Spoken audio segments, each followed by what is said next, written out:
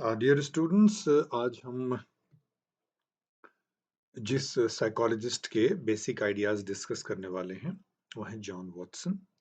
देखिए, इनके बहुत ज़्यादा कंट्रीब्यूशन है साइकोलॉजी में, लेकिन ये बहुत बदनाम भी हैं अपने आइडियाज के एक्सट्रीम होने की वजह से। अब बिहेवियरिज्म में इनकी भूमिका बहुत ही फंडामेंटल है। अ, लेकिन कॉम्पिटिटिव एग्जाम में इनसे 2-3 टाइप के ही क्वेश्चंस आते हैं, तो मेरा फोकस उन्हीं पे रहेगा।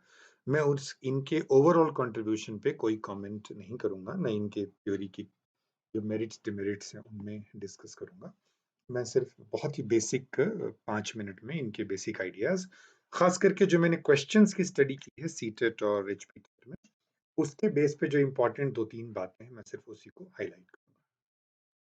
देखिए, पावलोव का जो आइडिया था उसी को उन्होंने आगे बढ़ाया और को एक साइंटिफिक डिसिप्लिन के रूप में साइकोलॉजी को एस्टेब्लिश करने में कंट्रीब्यूट किया। बिहेवियरल स्कूल आपको याद होगा कि जो साइकोडायनेमिक स्कूल जो सबकॉन्शियस अनकॉन्शियस की स्टडी पे डिपेंड करता था, उससे एक बहुत बड़े साइकोलॉजिस्ट का ग्रुप जो था वो उसको क्रिटिसाइज करता था, क्योंकि आइडिया ये था कि हम माइंड को ऑब्जर्व नहीं कर सकते, अंदर क्या चल रहा है सब कॉन्शियस अनकॉन्शियस को ऑब्जर्व नहीं कर सकते, तो उसकी साइंटिफिक स्टडी ही नहीं पॉसिबल है। तो इनको लगता था कि साइंटिफिक स्टडी, जो बिहेवियरल स्कूल ऑफ थॉट के लोग थे, वो ये मानते थे कि साइंटिफिक स्टडी तभी संभव है जब हम उन चीजों का अध्ययन करें जो ऑब्जर्वेबल हो, जिनको ऑब्जर्व कर सकते हो, जिनको मेजर कर सकते हो, तभी एक ऑब्जेक्टिविटी आएगी।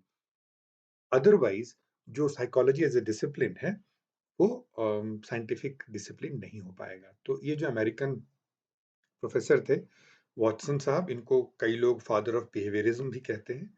हालांकि इसमें विवाद है, लेकिन यदि ऑब्जेक्टिव टाइप क्वेश्चंस में ऑप्शंस दिए जाएं और ये हों और आपको लगता हो बाकी क्लियर नहीं है, तो आप इनको फादर ऑफ बिहेवियरिज्म में इनको आप टिक कर सकते हैं। जैसा मैंने कहा, साइंटिफिक ऑब्जर्वेबल बिहेवियर की स्टडी ही साइकोलॉजी होनी चाहिए। अनकॉन्शियस सबकॉन्शियस जिसको हम देख सकते हैं ना समझ सकते हैं, उसके अध्ययन में साइकोलॉजी को समय नहीं लगाना चाहिए, अकॉर्डिंग टू वॉटसन। और इनका जो सबसे जिस जो क्वेश्चन आता है, वो एक एक्सपेरिमेंट किया था इन्होंने छोटे से 8 महीने के बच्चे पे, लिटिल अल्बर्ट एक्सपेरिमेंट कहते हैं, जिसमें उन्होंने डेमोन्स्ट्रेट किया कि न्यूट्रल स्टिमुलस से भी डर पैदा किया जा सकता है। बच्चे की कंडीशनिंग जो है, बिहेवियर की कंडीशनिंग जो है वो हो सकती है न्यूट्रल स्टिमुलस से। मतलब फियर जैसी चीजों की जो लर्निंग है वो कंडीशनड हो सकती है, उन्होंने ये डेमोन्स्ट्रेट किया। तो ब्रीफली हम उस एक्सपेरिमेंट को समझते हैं, क्योंकि उनसे ही क्वेश्चन आता है लिटिल अल्बर्ट एक्सपेरिमेंट किसने किया। इस तरह के एक्सपेरिमेंट बेस्ड क्वेश्चन आते हैं, बोबो डॉल एक्सपेरिमेंट जो है वो अल्बर्ट बेंडूरा ने किया, लिटिल अल्बर्ट एक्सपेरिमेंट जो है इन्होंने किया। इस तरह से बहुत सारे एक्सपेरिमेंट्स हैं साइकोलॉजी में जिससे कि एमसीक्यूज पूछे जाते हैं।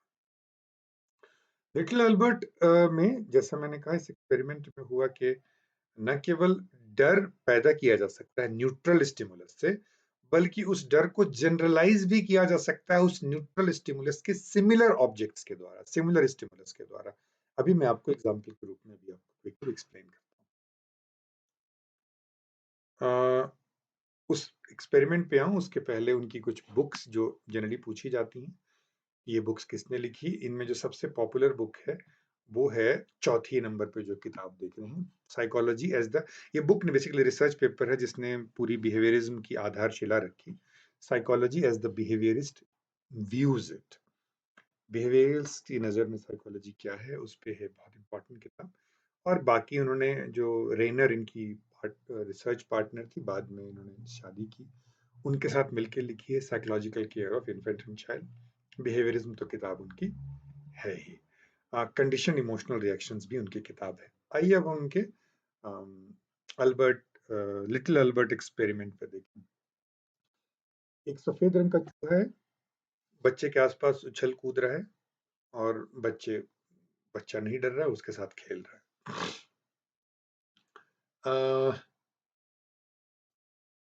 एक स्टील के बार पे हथौड़ा से जब जोर से होता है तो उस शोर से बच्चा डरता है, ये नेचुरल रिफ्लेक्स है। आपको याद आ रहा है ना, जो पावलोव का एक्सपेरिमेंट हमने पिछले वीडियो में किया, उससे मिलती जुलती चीज है। उन्होंने एनिमल पे किया, इसने ह्यूमन बीइंग पे किया। कंडीशनिंग में क्या हो रही है कि वो चूहा और वो जो साउंड है स्टील के बार पे हथौड़े की आवाज उसको इकट्ठे, तो उसकी आवाज से तो बच्चा पहले ही डरता था, नेचुरल रिफ्लेक्स था। तो बार बार वो चूहा आवाज जब एक साथ हुआ, बाद में चूहे को देखकर ही बच्चा रोने लगता है। तो आप देख रहे हैं सिमिलर प्रोसेसेस चल रही हैं। तो जो पावलोव ने एनिमल्स में डेमोन्स्ट्रेट किया, एनिमल की लर्निंग में डेमोन्स्ट्रेट किया, वॉटसन ने इसको डेमोन्स्ट्रेट किया ह्यूमन बीइंग में। अब एक चीज और भी देखो, जनरलाइजेशन भी हुई। बाद में इसने क्या किया कि व्हाइट रेड के बजाय सेंटा क्लॉज, जो लंबी सफेद दाढ़ी वाला, कुछ भी सफेद फर जैसी फीलिंग वाला कोई भी चीज देख करके बच्चा डरने लगा। तो आप देख रहे हैं क्या हो रहा है कि जो लर्निंग हुई उसकी जनरलाइजेशन हो गई, रिस्पॉन्स जो था वो जनरलाइज्ड हो गया। बच्चा न केवल व्हाइट रेड से डर रहा है, बल्कि सफेद फर वाले किसी भी ऑब्जेक्ट से डर रहा है। इनका एक बहुत फेमस कोटेशन है, ये मैंने एचपी टेट में क्वेश्चन देखा, इसका एक पार्ट डाला था, पूछा था ये किसने कहा। देखो, इनका सबसे कंट्रोवर्शियल स्टेटमेंट है जिसकी वजह से ये एकेडमिक सर्कल में बदनाम भी हुए और इनके एक्सपेरिमेंट्स को अनएथिकल भी कहा जाने लगा। और उनके इस स्टेटमेंट में वो सारी चीजें छुपी हुई हैं। जैसे उनका एक बहुत फेमस स्टेटमेंट है, वो मैं पढ़ के सुना रहा हूँ, पहले अंग्रेजी में फिर हिंदी में। वॉटसन कहते हैं, give me a dozen healthy infants, well formed and my own specified world to bring them up.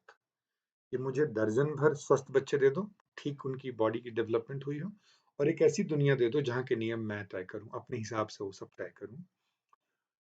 और उसमें से आप ये बता दो कि आप किसको क्या बनाना चाहते हो। आप बोलो कि इसको मुझे डॉक्टर बनाना है, इसको लॉयर, इसको आर्टिस्ट, इसको व्यापारी, इसको भिखारी, इसको चोर।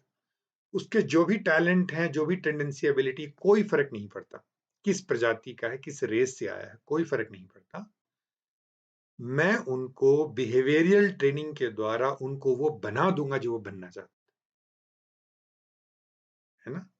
मतलब आप देख रहे हैं ना वो क्या कहना चाह रहे हैं। वो ये कहना चाह रहे हैं कि इंसान अपने इन्वायरमेंट का गुलाम है। इन्वायरमेंट में जैसे जैसे उसको रिएक्शंस मिलते हैं, रिस्पॉन्सेस मिलते हैं, उसके हिसाब से उस सांचे में ढाला जा सकता है जिसमें कि वो ढल जाए। चाहे उसकी एबिलिटी कुछ हो, इंटरेस्ट कुछ हो, कोई मैटर नहीं करता। मैटर करता है तो सिर्फ किस तरह से उसकी कंडीशनिंग की गई है। तो आप देख रहे हैं कि एक एक्सट्रीम स्टेटमेंट है, और इसने ये तय कर दिया कि इंसान के हाथ में तो कुछ है ही नहीं, सब कुछ उसके एनवायरमेंट के हाथ में है। तो आप देख रहे हैं क्या हो रहा है कि साइकोडायनेमिक स्कूल जो है वो अनकॉन्शियस पे ही फोकस था।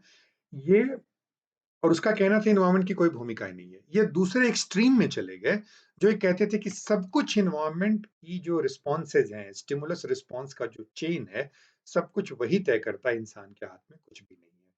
इसको सेकंड फोर्स इन साइकोलॉजी भी कहा गया।